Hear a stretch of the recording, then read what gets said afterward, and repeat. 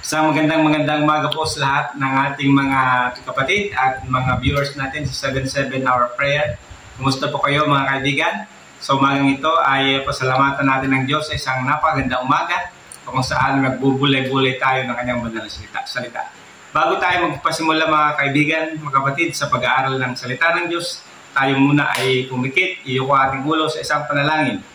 O dakilang Diyos na mga pangyarihan sa lahat, kami po ay nagpapasalamat sa bagong buhay na aming tinataglay sa umagang ito at sa napakagandang kalikasan na aming nasilayan, nagpapatunay ng iyong pag-ibig ay patuloy na nananagana sa bawat isa amin.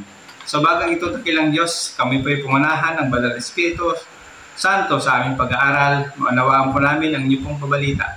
Magpalakas sa aming pananampalataya sa inyo, paglilingkod sa inyong iglesia at sa lahat ng mga tao.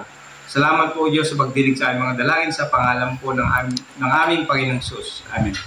Ang ating paksa, mga kapatid, ay may pamagat na Love is Transformative Force. Ang pag-ibig ay isang makapangyarihang nagpapabago sa ating buhay.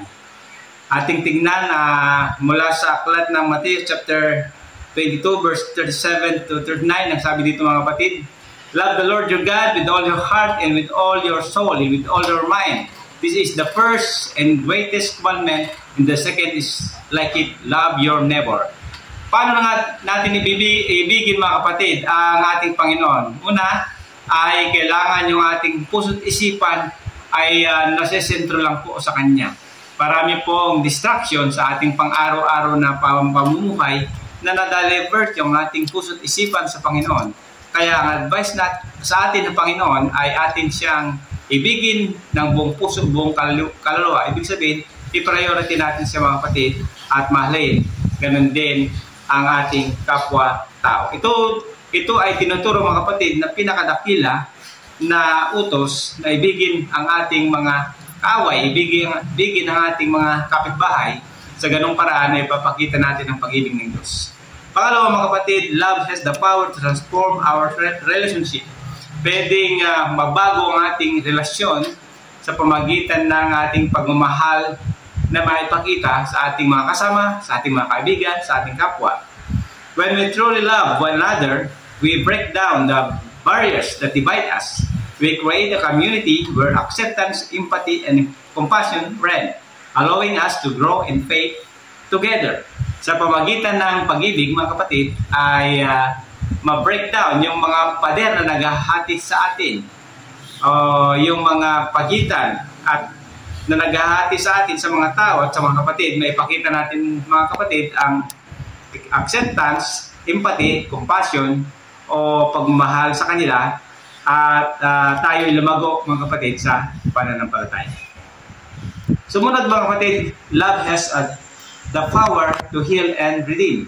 Ang pag-ibig ay makapangyarihan sapagkat ito ay nagpapagaling at tumutubos.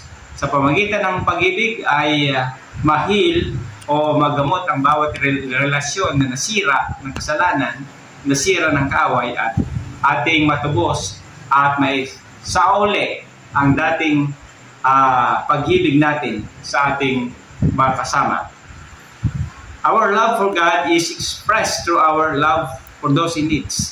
Napakahalaga ng pag-ibig ay may pakita din natin, mga kapatid, doon sa mga tao na higit pang nangangailangan kaysa sa atin.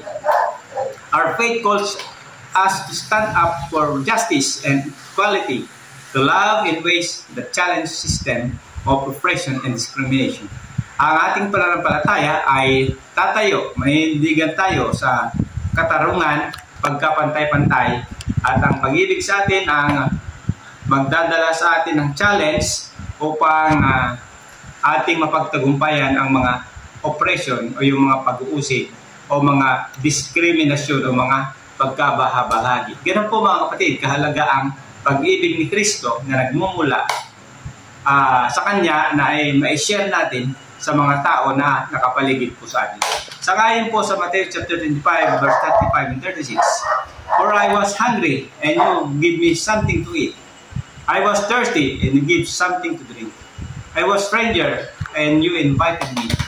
I needed clothes and you clothed me. I was sick and you looked after me. I was in prison and you came to visit me. Kung ating mga kaibigan, mga tao ay nagutom, nauhaw, walang matirahan, walang maisot, may sakit, at nasa jail o nasa bilangguan at may pakita natin ng tunay na pagmamahal ni Kristo, mga kapatid.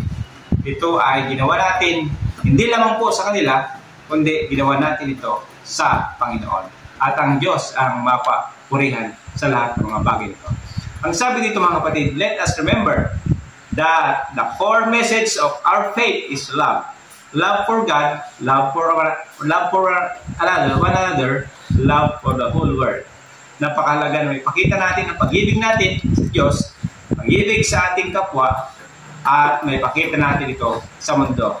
Isang katunayan na mayroong Diyos na buhay na ating pinaglilingkuran.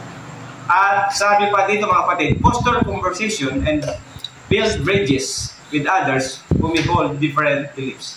Kailangan magkaroon tayo na makikipagtalas-talasan upang ito magsilbing tulay sa iba, upang sila ay maabot natin sa kabila ng iba ang kanilang paniniwala.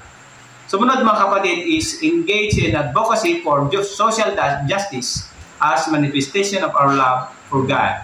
Ating ipakita sa mga tao ang katarungang panlipunan at sa pamamagitan nito ay ating may pahayag na ang Diyos ay nagmamahal sa atin at sa ating lahat.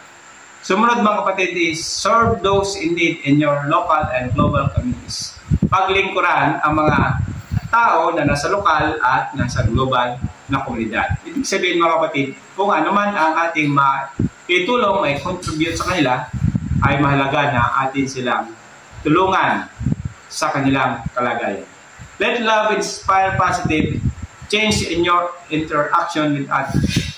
Maganda na sa bawat pakikipag-interact natin, pakikipag-talas-tasan natin, ugnay natin sa kanila, may padawa talaga natin ang pag-ibig ni Kristo. Challenge yourself to overcome division, prejudice, and biases in the name of love. Sa ating pang-araw-araw pang buhay ay maka-encounter tayo, mga kapatid, ng mga prejudice, biases, at dito ay mata-challenge tayo sa kabila ng mga prejudice at mga biases sa ating pang-araw-araw ng pamuhay at paglilingkod, may padama din natin ang pagmamahal sa Panginoon. Lastly, let love shape your action and decision in the days and week ahead. Ipakita natin na ang pag-ibig ay siyang bumubuo ng ating mga pagkilos at mga desisyon sa mga darating na araw at sa mga darating na mga linggo.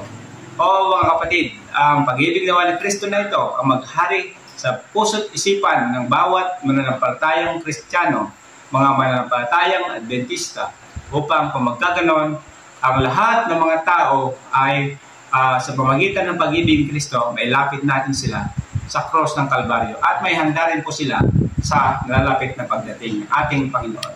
Sa pagtatapos, mga kapatid, gusto ko kayong anyayahan sa isang panalangin. Tayo po ay yumuko at tayo manalangin. O mapagpala namin Diyos na kahanan ay nasa mga langit. Maraming salamat po, Panginoon, sa magandang pabalita na yung pinagkalob sa gabing ito. Tulungan niyo po na may share namin ang iyong dakilang pagmamahal na ito sa mga tao sa aming kapaligiran na higit pang ngailangan ng iyong pag-ibig. Ang iyong pong masaganang biyaya, pag-ibig, ang maghari sa puso't isipan ng inyong mga anak upang kung magkakaroon ng dakilang Diyos, kung ito ay dumating na, kami pong lahat ay nahahanda na sa balubong at magmana ng buhay na walang hanggan. Salamat po, Diyos, sa pagdidig sa aming mga panalangin sa pangalan po ng Panginoon Jesus. Amen.